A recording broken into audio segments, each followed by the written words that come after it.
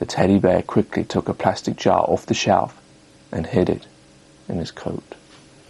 The teddy bear was about to leave the shop when the centipede said, "Wait, Teddy." Teddy froze. Maybe he had seen him steal the plastic jar. "Don't you want to buy anything?"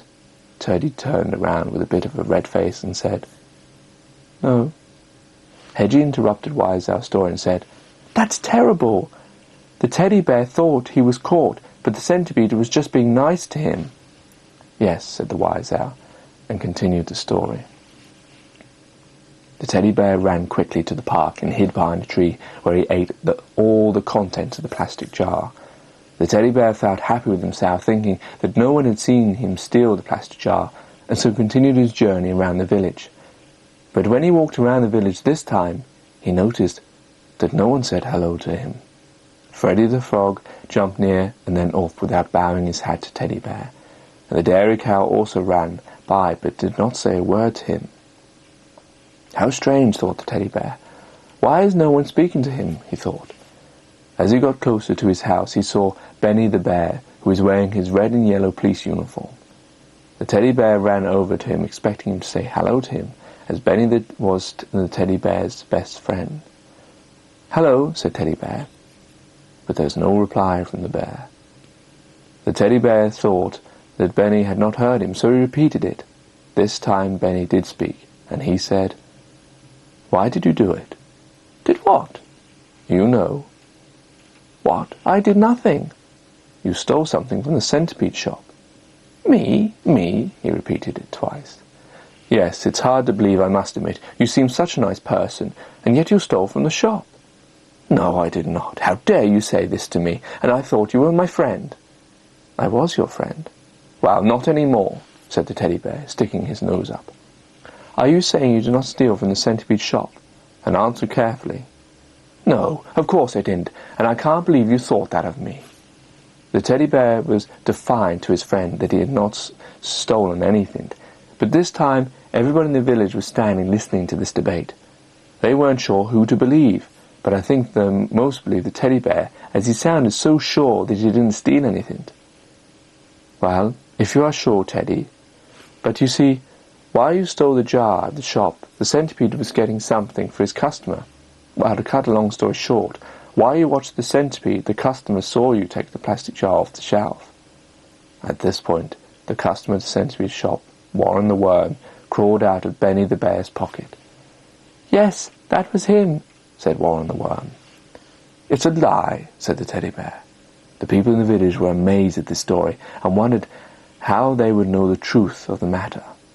Then Freddy the Frog noticed on the teddy bear's hands had some sticky stuff, so he jumped over towards him, and there on his hands was a trace of the sweets that he had eaten from the plastic jar which he had stolen from the centipede shop. "Look, his hands," said Freddy. "It's got the sweet sticky stuff on it." The teddy bear went all red as he looked down at his sticky hands, which had the evidence of the sweets he had stolen. Everybody gasped and was very surprised to see the teddy bear's hands with all the sweet stuff on it dripping on the floor. "Why did you do it?" said Benny. The teddy bear just looked down, all ashamed. "Well, Teddy, not only did you steal the plastic jar from the centipede shop, then you lied to us all, saying you didn't do it, even accusing me of being wrong, and Warren the Worm too. So many bad things, one after another, when all the time you had done it. I don't know which thing you did was worse. We all respect you so much, and your actions today of stealing, lying, and putting the blame on someone else in front of all these people has taken away the respect we had for you." The teddy bear started to cry and started to speak. "I'm so sorry, friends. I didn't realize. I was so stupid. I so wanted the sweets and didn't have any money, so I thought no one would mind or notice me take the sweets. I see I was so wrong, and I'm so sorry for lying as well as blaming you, my friends. And worst of all, once you all loved me and said hello to me, and that made me so happy. And now, because of my bad actions, I have lost that respect from you. And now you don't say hello to me. I'm so sorry, my friends. Please forgive me. I will do anything, please." The animals all looked at the the friends, thinking what to do.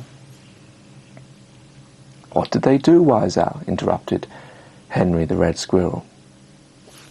"Did they forgive him or not?" inquired Scorpio.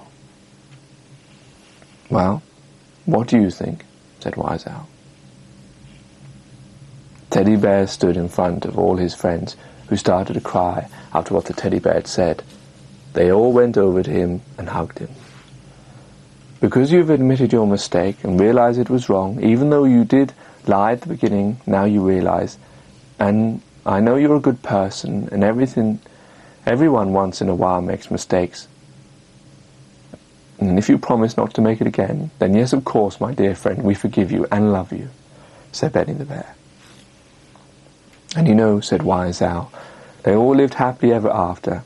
The teddy bear ended up working for the centipede, making sure that nobody ever stole from the shop, and he never lied or stole or blamed anyone, and remained everybody's favorite." "Wow," said Scorpio. "What a nice story," said Hedgie. At that, the lights and the heater in the house came on, and all the animals looked unhappy, at which the Wise Owl noticed and said, "Why are you all sad? You wanted back the power, now it's back on." "Oh," said Scorpio, "I guess so. It was just we enjoyed your story so much. Now the power's on, it's the end." The Wise Owl laughed and said, "Don't be silly, Scorpio.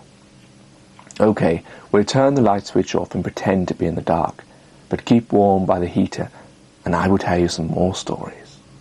Scorpio rushed to the light switch and switched it off, and sat back down with the rest of the animals. And they all sat together close to the heater, keeping warm for such a long time as the Wise Owl continued to tell them stories. And after a while, each one of the animals made up a story and told to one another, and they all had so much fun.